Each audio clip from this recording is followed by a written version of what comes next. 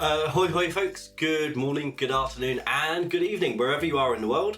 My name's Sean, aka Uncle Frogface, and welcome to today's video.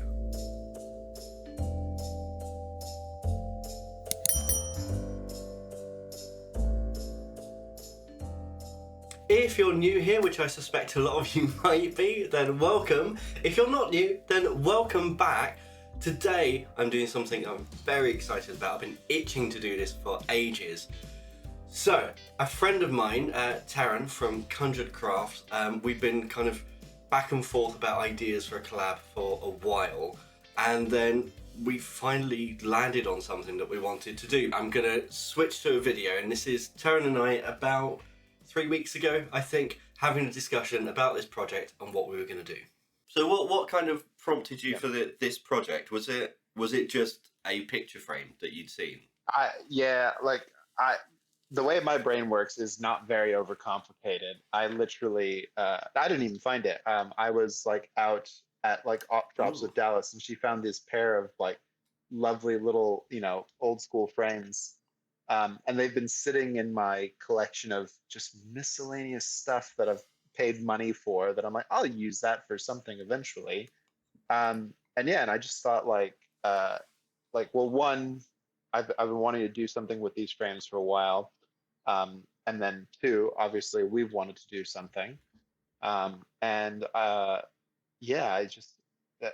don't know, it seemed like a good sort of like combo, because like for me, I can still, push myself and sculpt something like quite small to fit inside the frame. Yeah. And then for you, because you use so many different types of mediums, you can, lots of options there for how you can interpret it.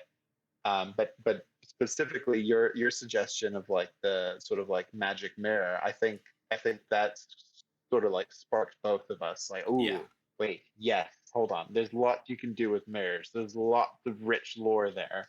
But yeah, so and I remember you were telling me about you can tell me again, obviously, but like you had an idea of what you kind of want to do with the theme. Yeah, so it was like last year, I think I got the Black 3.0 Stuart Semple paint, which is like the blackest black. But actually, I did that picture there. Why can't I point? This one, Yeah. the black hole, and it just shows kind of actually it doesn't reflect any light at all. So my great grandfather was he was a magician. He was like in the inner magic circle. So his job was to create the gimmicks that made magic tricks work. So someone would come to him and say, I want to make this levitate, or I want to make this person's head disappear. And he would work out the mechanics of the trick. So kind of illusions and optical illusions particularly is something that have always really interested me. And I used to do magic myself when I was a kid. I know I was that geeky nerd. Even when I was an actor, I used to have a rubber tongue in my wallet, and I'd take it out and stick a needle through it in the pub.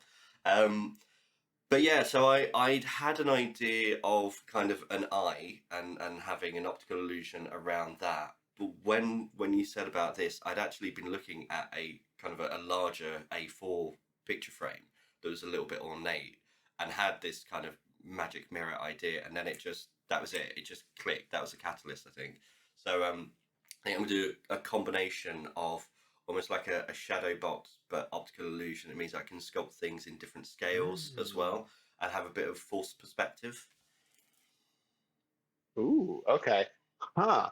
I might need to expand the scale of what I'm doing by a little bit then. Um, that's cool. Yeah, having it in a shadow box especially, then you can definitely like play around with stuff more. Yeah. Um, well, that helps me because I was doing some sketching, and obviously an eye coming through like is where I went to sort of first immediately. And the only reason, like, well, besides you wanting to do one as well, like what the like literally, this is how my brain works. The only thing that like made me hesitate was I just did an eye like not even 2 months ago, whatever it was, for my journal. Which I love. And But I said, didn't I? yeah, It's got that Death Note and Winifred Sanderson vibe. yeah. Yeah. Um, and so I think where I'm kind of at now, because I like these frames very much, partly because of the size, because they're small enough that I could sculpt something in there, take a mold of it, Mm. and then and then I can like sculpt something different, take another mold, and I can keep reproducing these because I think I might try to make a couple of them. So I think where I'm at now is I've got one sketch for an idea with an eye, and then I think another one that I want to do is like a pair of like teeth pushing their way through instead. Oh, Um, nice, nice. yeah, just to sort of like, because then yeah, then I get to do my creepy cosmic horror kind of stuff where it's like something's pushing its way through. Yeah. Um, yeah, man, shadow box. That's a good idea though. I like that. So yes, magic mirror, but not how you might expect. So I know Terran is going nice and petite and really honing in on their sculpting skills, which are, by the way, excellent. And if you haven't seen Terran's work, then definitely go and check out their YouTube channel. They are an amazing artist. However, it's very warm today. However, decided to go a little bit larger. Should we just get cracking? Let's get stuck in and join me along the process.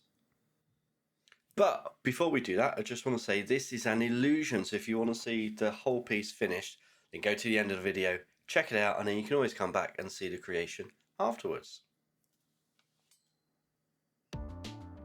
Here we go. So this is where we're starting. So this picture frame I picked up from the range, I think, for about £5. And all I really need from this is the actual frame part itself. So I'm getting rid of the backing, the bit of paper that's in there, and the glass, and I'm bending back all of these metal tabs. And that's the actual bit that I need. So here's the idea. So from the front, this is just going to look like a standard mirror frame with shattered mirror pieces around it. And then floating in a void behind that is this eye. And I kind of want it to be decorated at the top and the bottom like it is part of the mirror as well, and then around that there'll be some floating shards of mirror as well, and then the whole inside is going to be painted black to give that illusion of a void that everything is floating inside. From the side, this is what it will look like. So frame at the front, and then this box at the back. So as I said, this truncated pyramid, that's the shadow box part, and that is what will give the depth of the illusion. And I'm going really simple on this. The actual box itself is just going to be made from corrugated cardboard. I wrote to add some details and then didn't, because actually I wanted it to be a very plain mirror piece, and the eye itself is going to be made out of polymer clay. So these are the very rough cut out pieces for my truncated pyramid for the actual shadow box itself. I'm just going to use some Gorilla Tape and glue sticks and get it all stuck together. You can see I kind of wrote out dimensions of what I needed, but here it is in a very rough kind of stick together. And yeah, I'm kind of happy with this. I think this is going to work. Obviously I need a back on it, but with the frame on the front, this is how it looks all together. Right, for the eye design itself, I've just put a piece of paper inside the frame so that I can roughly gauge what I want it to be. And it's going to be very, very simple indeed. It's just going to be this eye shape. It's going to be hollow in the middle, so it's going to have a hole punched right the way through so that you can see the black 3.0 paint as well to, again, add that depth to the illusion. And then I have these decorative kind of eyeliddy pieces around. I'm just doing little squiggles here, and I'll come up with something a little bit better, I suppose, later. And I'm just going to do those from corrugated cardboard as well. I want them to be 2D or almost 2D and just kind of floating around the eye. So the actual construction of the eye itself. Starting out with a really easy, simple template just of some tin foil and then going over that with polymer clay. So I really had fun with this project. I love it when I get to work with other people, and it's really nice when you've got creative people who have got similar ideas but are going to go about it in a completely different way. So I'm really interested to see what Terran has done with this. We're not viewing any finished pieces before the videos go live, so we'll be seeing it at exactly the same time that you do as well. I've seen little snippets of what Terran has done, and they've seen little snippets of what I've done as well, but we haven't seen completed pieces yet, so I'm really, really intrigued. It's exciting. Love crafts. Okay, so yeah, I'm just really roughly cutting this out, making sure it's roughly the right shape that I want. The eye bit in the middle, so this is just typical me, using whatever I've got around me. So this is a craft paper Easter egg that I have because it was cheap from Hobbycraft, and I was like, I can use that for something, and I did.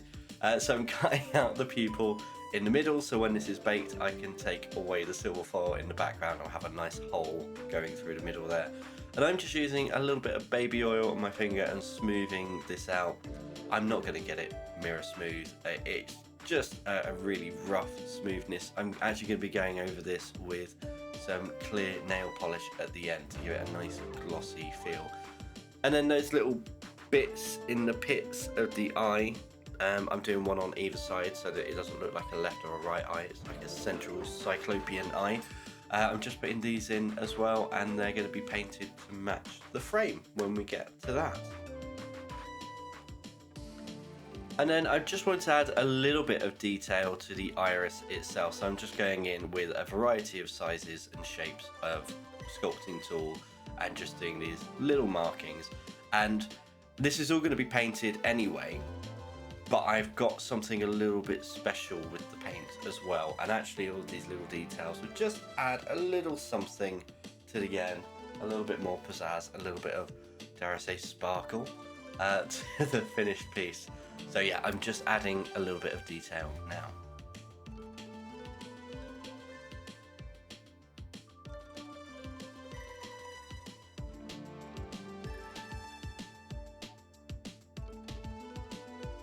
And off he can go to bake. Right, back to the shadow box. So this is it all constructed, kind of put together, and it's got more tape around the edges. It's got some gaffer tape. There's nothing in the world you can't fix without gaffer tape, and now I'm just using some PVA glue and some good old-fashioned toilet paper and going round the edges so that we don't have any gaps there at all. I would have really liked to have done this almost as a dome, but time constraints and construction constraints, I went for this instead. Right, you can see all the gaffer tape around, and this is where things start going wrong. So I wanted to have these supports for the shards of mirror that are going to be floating in the background. Super glue, whenever I do a project and whenever Terran is involved, super glue just does not work with me. So glue gun it is. Here we are with all of the pieces stuck in, and I'm going to suspend the eye itself just with these skewers, which will come back in the future as well. I'm just poking them through. I've got two so that I can balance it on top whilst it's being glued into place, and it'll keep it nice and secure. And then I'll use the glue gun and just put some blobs of glue on the outside to make sure it's all secure and they're not going to come out at all. So we're painting the inside with Black 3.0, but first we need to paint it with just plain old black acrylic. It needs a base coat. And I'm just watering it down a little bit and going over everything, and this took ages. This took a really long time. The paint really didn't like painting over the PVA glue and tissue paper. I think it was just a little bit too textured for the brush that I was using. But I got there eventually. Nothing you can't do without a bit of perseverance, and that's all it took. Oh boy, those cardboard tabs, wow. They were a pain to paint, and I ended up taking them all out anyway. Back to the eye, and Tinkerbell wants to help. There's Tinkerbell, come on, out the way. There we go. Right, so I want to work on the pieces, the kind of lid pieces to go around the eye itself. So here we are all baked and finished, and I'm just going to be using this Amazon packing cardboard. Yes, Tinkerbell's very interested. Thumbs up for Tinkerbell? Yeah, she enjoys it. She likes it. Okay, enough, off the desk. So I'm using this packing cardboard from Amazon. It's nice, it's cheap, it's free if you've ordered something. I'm just sketching out a quick design in place. And then what I really need to do, because I want this to, even though it's 2D, I want it to have kind of a 3D look, is I'm going to separate it out into individual pieces and then cut out those pieces glue it together, and that means when I paint it, I can do some distressing and I can do some buffing on the edges and things like that. But it's actually using some of the designs in the picture frame itself. It's not a good picture frame. The design is not great, but at least it all matches. So here we go. You can see on a piece of paper, I've broken it down into components. And now I'm just going to draw those components out again onto the cardboard that I'm going to use. And then I can cut them all out and glue them all together. And of course, because this is a mirror, I want to have two of them, and no matter what way up you hold the mirror, it will still look like exactly the same eye looking back. All the pieces fairly simple to put together. This is the kind of thing that you could do, you know, with any scrap cardboard. You can do this with cereal boxes or coffee containers or whatever you've got lying around. And these are all the pieces. So just some hot glue and measuring the pieces, popping them together. Really, really simple. I will be continuing to use hot glue instead of super glue from this day forward, because I used that super glue twice and then the lid completely welded shut and I could not get it open. And I didn't want to cut open the container, because last time I played with super glue on this channel, I completely ruined my silicone mat for my table, and that was for Monster Bash. And I was not going to do that again. Actually, Terran and I had a good laugh about that when we had our chat getting ready for this project. So whilst that's all drying, the black paint is now dry, and we're going to go in with the Black 3.0. All of the tabs have been taken out, and we're going to give it a really good going over. You can see I've also painted the back of the eyelid pieces and also the back of the eye itself, because we're going to have mirror shards. I don't want them reflecting anything that's out of the ordinary. So this is just standard bronze acrylic paint. It's cheap stuff. I tend to use cheap stuff when I'm doing craft projects. I use a little bit more expensive stuff when I'm doing really nice paintings and canvases, but this is really nice cheap work. I think this paint probably cost me about £1 for the tube. So my idea with the frame is to have it look fairly normal and a bit like an antique frame, and I want the eyelid pieces to look exactly the same. So the brass colour is the main colour that I'm using, but I also want to distress it as well. So here I've got some Viridian hue and a lot of water, and this is one of my favourite things to do, and it's something you can do that really makes a project look like it's got more depth, a little bit more authenticity and a bit of age. You just batter the heck out of it with some paint and really, really water it down, slosh it on. It will go into all of the crevices, all of the nooks and crannies.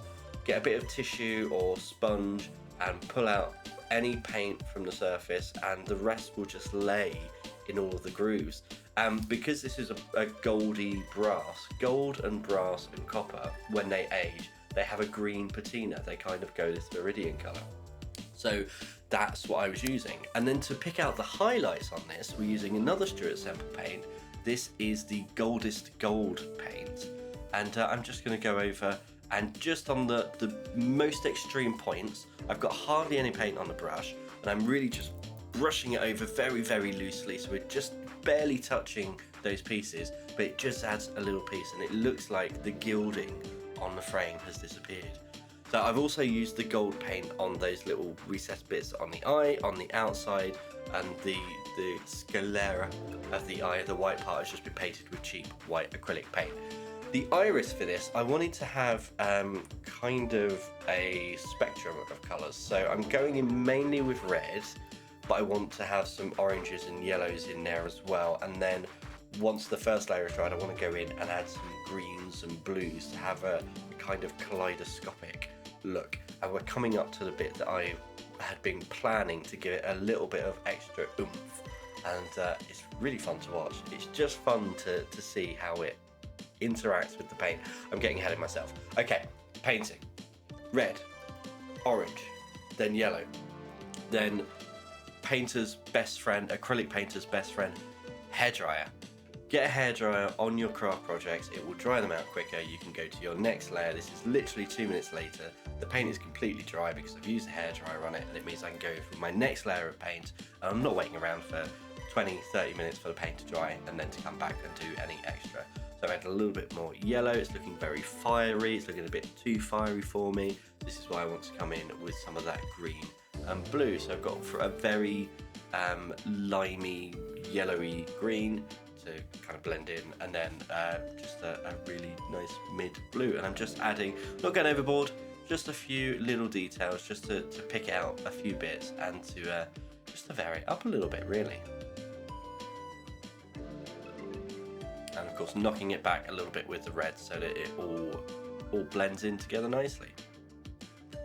Once that's dry, I have got this Marabou alcohol ink in Diamond Sparkle. So this came from a scrawler box, and you can see it it's gorgeous. It really does just sparkle, and I've just saturated the whole of the iris in that, and you can see as it's drying it's sparkling as well, as the alcohol is kind of evaporating off all of those little sparkles just sitting in there. And then the whole eye, apart from the gold parts, I'm going to go over with clear nail polish because it will give it a nice reflective, glossy, wet look, and it will go really nicely with the mirrors, and it will contrast with the matte blackness of the interior of the shadow box itself.